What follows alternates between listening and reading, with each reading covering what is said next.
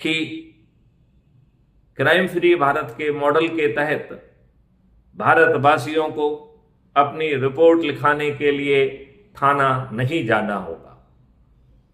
एक बटन दबाने से एक वेल ट्रेन्ड वॉलंटियर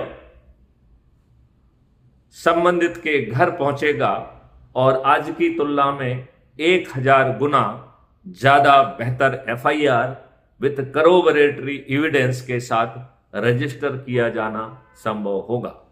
यदि उस वॉलंटियर को किसी बिंदु पर कानूनी सलाह की जरूरत है तो वो अपने ऐप में एक बटन दबाकर कानूनी सलाहकार को जोड़ सकेगा।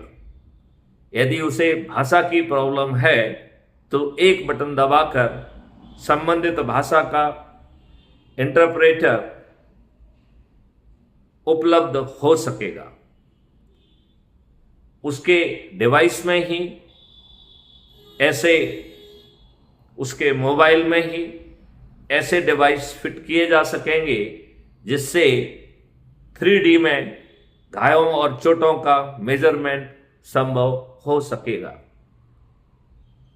हमें झूठी रिपोर्ट लिखाने वाले, झूठे गवाही देने वाले, झूठी बयान लिखने वाली पुलिस और झूठी वकालत करने वाले वकीलों को जेल में सड़ाने के लिए परजरी के इस ऑफेंस को गंभीर ऑफेंस के रूप में कानूनी रूप देना होगा।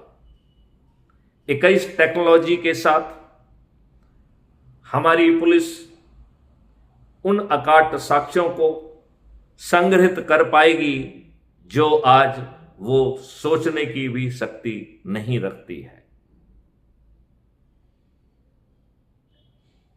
इन टेक्नोलॉजीज के माध्यम से संग्रहित एविडेंस हैश वैल्यू से लॉक होकर रियल टाइम में पुलिस और कोर्ट के पास पहुंचा दिए जाएंगे।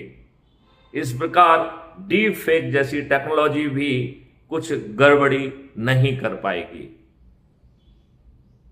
आज हम बरसों बरस कोर्ट कचहरी के चक्कर लगा रहे हैं।